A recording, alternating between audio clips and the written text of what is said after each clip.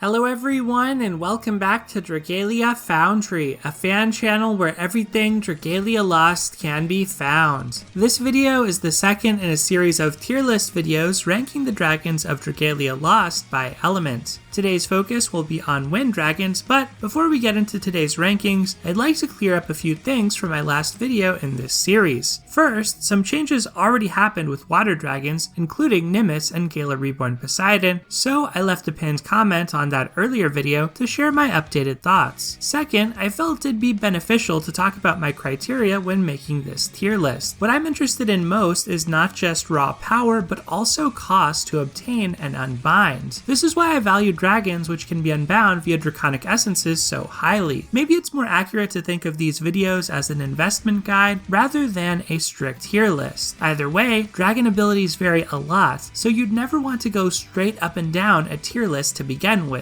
Attackers and supporters often want very different kinds of dragons, and we'll see some really clear examples of that in today's video. So, with all that said, let's get into it. I've set up tiers from S+ to F, and we'll go through each tier one by one from best to worst, left to right. Let's begin with the S+ tier. At S+, I've placed, well, no wind dragons. I just don't think any rise to a level this far beyond their peers. Wind definitely has some excellent dragons, but I don't think any quite grant the ridiculous utility of, let's say, GNC in the water elements. I think wind is much flatter in power level overall. Some dragons are better than others as far as damage potential or support capacity, but ultimately I feel the differentials aren't particularly profound, and I don't think there's an obvious definitive best dragon. Next up is S tier. Here I've included both Gala Reborn Zephyr and Midgardsormr Zero. Both are fantastic, but I'd give a slight nod to Gala Zephyr as far as which of the two you'd want to spend Sunlight Stones on unbinding, mainly since he's limited to Gala showcases, while Midgardsormr Zero is permanent, meaning you may unbind him by pulling duplicate copies eventually. Gala Reborn Zephyr grant 70% strength and an additional 30% bonus against water-attuned or neutral element foes. This is currently the strongest aura in the wind element for most attackers, and strength works well on a variety of units. I should note that for many adventurers, substituting in Midgardsormr Zero or even lower ranked dragons isn't too big of a drop-off in DPS though, so while Gala Zephyr is best, I don't think it's by all that much on average. In the current state of Dragalia, I don't think the water quests are hard enough to really necessitate Gala Zephyr as good as he is. He's definitely great, but I do think it's worth acknowledging that he's more of a stat stick than anything else. Midgardsormr Zero, meanwhile, grants 35% extra strength and HP, plus 70% skill damage as long as the equipped adventurer's combo count is 15 or higher. The stats are unconditional, but skill damage is not. These passives alone are strong since many attacking adventurers deal most of their damage via their skills, and Wind Agito weapons come with some extra combo time to help maintain a combo count. The other special thing about Midgardsormr Zero is his skill, which hits in a huge area and lowers enemy wind resistance by 10% for the remainder of the quest. This boosts overall team DPS of wind adventurers, and from a co-op standpoint, it's really nice to have one teammate with this effect power up the rest of the team, but you really only need one person with it since it doesn't stack. In practice, that debuff ends up slightly weaker than it looks since Ciela, the Water Agito boss, can purge herself of debuffs, but it can be reapplied if removed the next time that you shapeshift into Midgardsormr Zero. The HP on Midgardsormr Zero also ends up a bit better than it looks, I think, in practice, especially on ranged adventurers, since co-op Ciela can be messy to survive. Both Midgardsormr Zero and Gala Reborn Zephyr are at their best on attacking units, but you could reasonably throw them onto healers as well. Moving on to the A tier, we have Freya and Vayu. I've listed Freya first, but I should note that these dragons have two very different purposes. Freya is meant for supporters and healers. Vayu is meant for attackers who rely upon skill damage. Both are among the best dragons available via draconic essences, but they aren't interchangeable at all. This is a clear example of how dragon abilities matter more than just tiers, since it's rare that a dragon fits all types of adventurers equally well. In this case, Freya is amazing for healers and buff bots thanks to her 30% HP and 35% 20% skill haste. Her skill also grants HP regeneration to all allies and energizes the entire team. This is terrific in raid settings and great on units like Tobias, Noelle, and Lowen, whose primary purpose is to support the rest of your team. It's also pretty good on Templar Hope, a staple in auto battle setups, since he himself can regenerate your team over time and spam defensive buffs all the faster thanks to Freya's skill haste. The reason I listed Freya first here is that she serves such a different role than the S-tier dragons, so I think she would round out your dragon collection well in combination with them. But you could always invest into both her and Vayu in parallel, since you can collect multiple types of draconic essences at once. Vayu is a much more offensive dragon who grants 20% strength and 90% skill damage. This is not going to be on the level of Gale Reborn Zephyr or Midgardstormer Zero on most adventurers, but it's still very respectable as a not too distant third. Considering Vayu is essentially totally free to unbind via draconic essences, I think he's an outstanding dragon. Most auto battle comps in Wind aren't make or break on having the absolute best offense, so Vayu is totally fine in this setting as well as in co-op. A contrast here versus water dragons is that it's rare to bring Wind adventurers to off-element content for speedruns. That was one way in which Siren, who has similar abilities to Vayu, really shined, thanks to her use on Karina off-element, but Wind lacks a broken adventurer who can take advantage of Vayu in off-element settings. Moving on to B tier, here we have a mix of dragons, all of whom are generally focused on attackers more than other types of adventurers. Garland, Ariel, Pazuzu, Menoetius, and Summer Konohanasakuya. All of these dragons are solid, but save Pazuzu, they also can't be unbound via draconic essences. As a result, while these dragons are fine to collect and slowly unbind naturally via summoning, I don't think any of them are much of a priority, particularly considering Freya and Vayu are both essence eligible, and together they already cover pretty much any type of unit in the game. Garland grants 50% strength but can grant an extra 30% if you go 15 seconds without getting knocked back. A flat 80% strength is about as high as Dragalia goes lately, but Reborn Zephyr, Midgardstormer Zero, and Vayu all tend to be as good or better for overall DPS. Ariel provides 50% strength and 30% skill haste, and her skill causes stun. This is competitive with Freya if you don't care about the healing on Freya's skill, but often you will care because Freya is usually run on buff bots and allows the team to forego a dedicated healer thanks to how good her regen is. Ariel is still really good on Templar Hope or Noelle though, I just think Freya is a fine alternative. Pazuzu grants 50% strength and 20% poison punisher. This is a solid backup to Vayu as a role player dragon for DPS, considering how common poison is in the wind element. For an essence dragon, Pazuzu is pretty good, and nowadays some units even lower poison resistance since capping poison is an issue in longer fights. Menoetius grants 50% strength and 15% water resistance when max unbound. This may have uses for Legend Ciela when that releases, since extra res is nice, but it tends to be overkill in auto battle for now. Menoetius also gets 25% more strength and hits back if the user is hit with an affliction-inducing move. Summer Konohanasakuya, to round out the B tier, is likewise balanced as far as offense and defense. The benefits she provides change depending on how many smiling flowers she has. She starts with one and gets extra ones every time she shapeshifts. The first flower provides 40% extra strength, the second grants 20% extra defense, the third boosts skill damage by 50%, the fourth reduces water damage taken by 5%, and the fifth grants HP regeneration over time. Outside of an anomalous interaction with Mona's persona, Zoro, and perhaps Dragon Yule Zainfried, the main drawback to Summer Konohanasakuya is that not many wind adventurers can ramp up the dragon gauge and repeatedly transform very quickly, so Sakuya is easily outclassed in shorter fights. She has potential in long quests where her extra defensiveness is needed. It may be worth pausing here to explain a bit of context when it comes to water element bosses. Ciela is the easiest boss to auto battle by far, but it's still going to be a challenge for early to mid game players. If you're struggling to auto her with a team of Templar Hope, Ronzel, and Lowen +1, I do think dragons like Menoetius and Summer Sakuya, even with just a few unbinds, can help you get the job done. Eventually you can Gold Fafnir auto her quest, but until you build up your weapons and facilities, it's worth noting that a variety of dragons work well here and are fully interchangeable. My fastest auto times may be with Reborn Zephyr, but I've done some full autos with Summer Sakuya with no unbinds as well. Eventually that extra defensiveness is redundant and doing more damage is preferred, but having a little bit of defense can help you get in the door. At the C tier, I've placed a variety of dragons who 2 are passable and fine to round out your teams with in the early game, but fade fast over the long run. Zephyr, High Midgard Swarmer, Garuda, Haster, and Long Long. Zephyr is a 60% strength dragon who can stun. No more, no less. He's acceptable to round out a team, but his dragon form is medium and stun doesn't come up too much. Still, Zephyr is an essence dragon, so depending on what you pull, he may be your best option for a while. I'd certainly rather take a max Zephyr than most of the B tier dragons with no unbinds. High Midgard Swarmer also has a skill which causes stun and instead grants 35% HP and strength with 20% extra dragon time as his ability. Every copy of him is obtained for free by clearing his High Dragon trial. The mixed stats are decent on healers and early on. Garuda is a 60%